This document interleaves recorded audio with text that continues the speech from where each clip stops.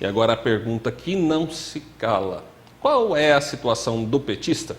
Quem responde a esta pergunta e traz mais detalhes sobre a prisão do ex-presidente do Brasil é o advogado Dr. Marcelo Moreira, que já está aqui comigo no estúdio. Muito obrigado pela sua entrevista, Dr. Marcelo, por vir até aqui para explicar um pouquinho mais sobre essa situação que está mexendo tanto com os brasileiros todos os dias, recebendo muitas informações com relação a essa prisão.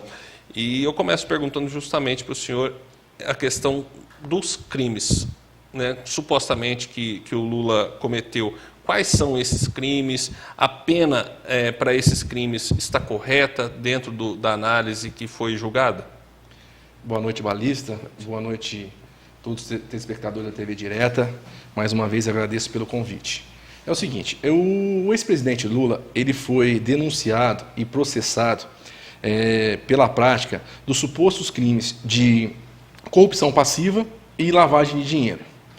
O que é, em síntese, que ele recebeu propina da construtora OAS, referente ao apartamento triplex no Guarujá e reformas nele.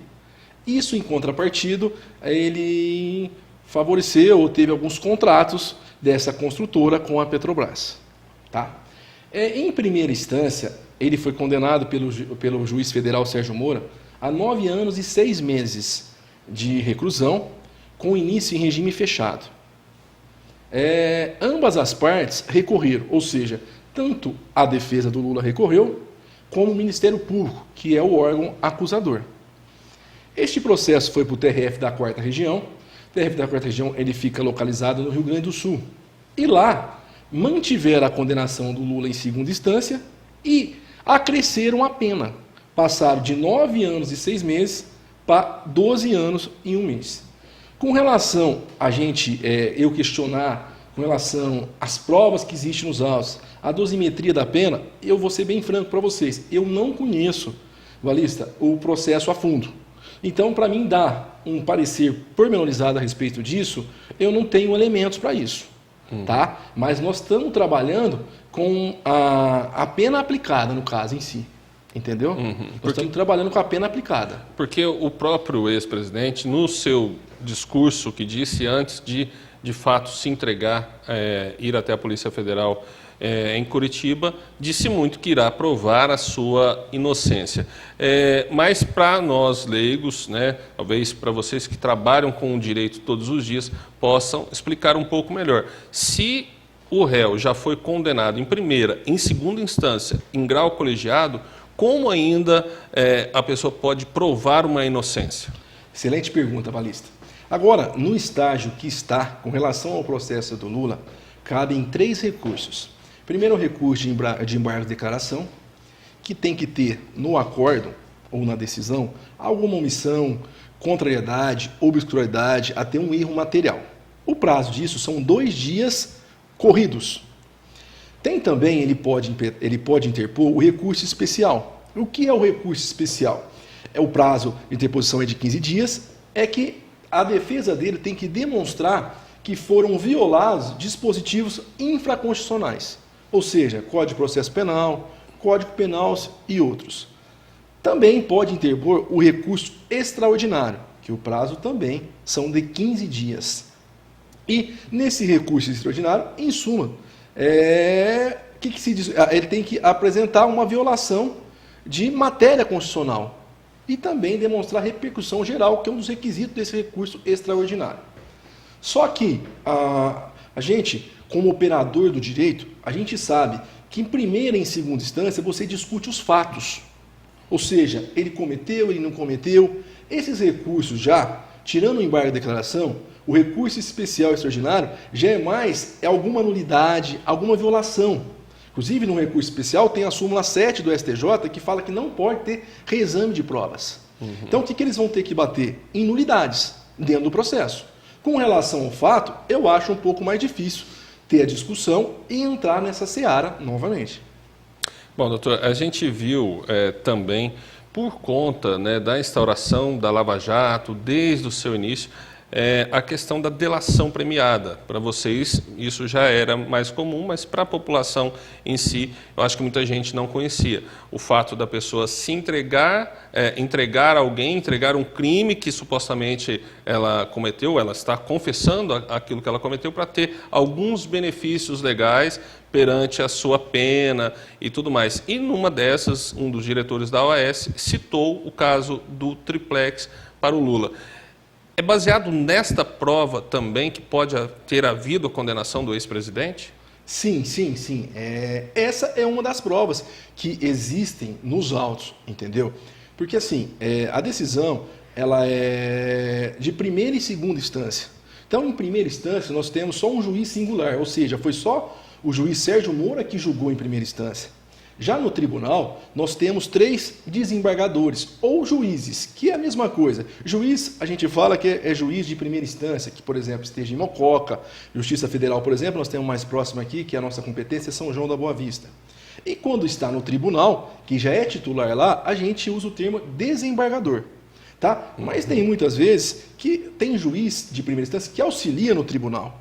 E a decisão também do tribunal, ela é uma decisão de 3 juízes, entendeu? Que analisou também os fatos em si, entendeu? E o que aconteceu? Manteve a condenação do Lula de primeira instância. Doutor, nesse caso, caso os recursos especiais e extraordinários não forem recebidos lá pelo Tribunal do Rio Grande do Sul, o Tribunal da 4ª Região, cabe algum outro recurso? Sim, cabe um recurso que a gente fala, é um agravo de despacho denegatório, tanto do recurso especial como do recurso extraordinário. Porque como que funciona? Tanto o recurso especial como o extraordinário, a admissibilidade dele, primeiro momento, é feito pelo tribunal, ou seja, vai ser feito pelo TRF. Se o TRF entender que realmente foram violados, no caso do especial, normas infraconstitucionais e do extraordinário, normas constitucionais, vai receber esses recursos e manda para os tribunais superiores competentes, ou seja, o recurso especial vai para o STJ e o recurso extraordinário vai para o STF. Se eles entenderem pela não admissibilidade desse recurso, a defesa pode sim fazer um recurso, chama recurso de agravo de despacho denegatório de recurso especial e de recurso extraordinário também, que aí vai para o STJ e para o STF analisar essa admissibilidade. E se eles entenderem que tem essa admissibilidade, eles vão entrar no mérito dos recursos. Bom, nesse sentido, qual o fundamento do habeas corpus preventivo impetrado pelo ex-presidente Lula no STF? O que é o habeas corpus, na verdade, doutor? Quem pode entrar com habeas corpus? Qualquer cidadão comum pode entrar com habeas corpus preventivo antes da pessoa ser expedido um mandado de prisão. Qualquer cidadão pode entrar com habeas corpus para que evite esse cumprimento de mandado? Sim, qualquer pessoa. A gente usa um termo técnico, qualquer pessoa que tiver o direito de locomoção dela de ir e vir violado, ela pode entrar com esse habeas corpus. No caso é preventivo, que está na ameaça, ele estava na ameaça de ser preso. Não tinha prisão em concreta, por isso que a gente fala que é o habeas corpus preventivo. A tese desse habeas corpus é com base no princípio da presunção da inocência. O que é isso, presunção da inocência? Que a pessoa só pode se considerar culpada, ou seja, iniciar o cumprimento da pena, se tiver o transjulgado. O que é o transjulgado? É um termo técnico jurídico. É quando não cabe mais recurso. Então, a defesa, praticamente, em suma, o recurso dela é nesse sentido, com base no princípio da presunção da inocência. E o que aconteceu? Foi feito o pedido, denegar a ordem. 6 votaram contra esse pedido e 5 votaram a favor. É bom frisar também, Balista, que esse assunto já tinha sido debatido em 2016 no STF. E o STF já tinha decidido que cabe sim a prisão após condenação em segunda instância. Ou seja, como que eles basearam nisso? Tem 2 teses. A tese de defesa qual é? A tese de defesa é que ninguém pode ser preso enquanto a decisão não transitar julgada. Ou seja, até quando caber recurso, a pessoa não pode ser presa de forma provisória. Lá do outro, a outra corrente entende que cabe sim, como bem até frisado pelo Dr. Vitor, com base nos recursos protelatórios e na impunidade. Ou seja, o que acontecia anteriormente? Às vezes faziam recursos e recursos. O nosso judiciário às vezes é moroso, demorava anos e anos. Quando saía uma decisão ou quando ia decidir, acontecia prescrição ou alguma coisa nesse sentido, e a pessoa não era condenada. A pessoa, o processo era extinto por causa da prescrição, por esse sentido. Então, são essas as duas teses. Aí a questão da impunidade se aflora ainda mais. O que a gente conversava aqui um pouquinho é justamente nessa questão, né? Às vezes, para um cidadão comum, né, que comete algum tipo de crime, que tenta o habeas corpus e às vezes não consegue nem chegar até o STF, se for o caso, ou algum tribunal, para que seja pelo menos avaliado esse habeas corpus.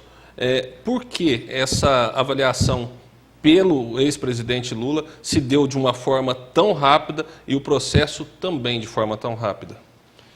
Sendo que a justiça é morosa, a gente sabe muitas vezes para outros crimes, outros tipos de processos. Existe uma diferenciação? Sim, Balista, a gente tem, dentro do judiciário, a gente tem alguns graus. Vamos pôr, primeiro grau, que é a primeira instância, vamos dar um exemplo, Mococa. Justiça de Mococa. Segundo grau, nós temos o Tribunal de Justiça de São Paulo. Estou falando de justiça comum. Terceiro grau, nós temos o STJ. E quarto grau, nós temos o STF. Como a decisão foi do TRF, primeiro a defesa do Lula impetrou um HC no STJ, porque não pode pular a instância. Aí denegou, aí foi para o STF, que é, entre aspas, a quarta instância. O que acontece? É um caso de repercussão maior e, em consequência disso, eu acho que teve essa celeridade. Mas eu também concordo com você que, às vezes, falta um tratamento assim igual, isonômico. Às vezes trata uma pessoa por ser pobre ou por não ter condição de contratar um advogado, uma pessoa gabaritada, uma pessoa que tenha mais conhecimento, ou até que não tenha condição de custear uma despesa no HC do HC em Brasília. Então, ele como que eu vou falar? Ele tem a defesa dele, entre aspas, cerceada ou prejudicada. Existe isso sim. Tá? Então, assim, mas o que acontece? Outra coisa que é muito importante, existem duas ações também declaratórias de constitucionalidade. Uma ela foi proposta pelo Partido PEN e outra pela OAB do Brasil, questionando esse princípio da presunção da inocência. Ou seja, se realmente não tem que esperar o trânsito julgado para a pessoa ser presa, de forma até que provisória. E o PEN, dia 5 agora de abril, entrou com uma medida liminar. E segundo o que a gente tem lido, passou essa medida liminar para o ministro Marco Aurélio. E segundo informações, ele vai jogar na mesa, vai colocar em pauta isso amanhã. E vai para a ministra-presidente, que é a Carmen Lúcia, ela vai ver se é de urgência, ela pode colocar em votação, sim, como ela pode postergar. E o que acontece? Nessa decisão, dependendo do que eles decidirem, pode favorecer o Lula e todos os outros condenados em segunda instância que estão cumprindo já a pena de forma provisória. Sim.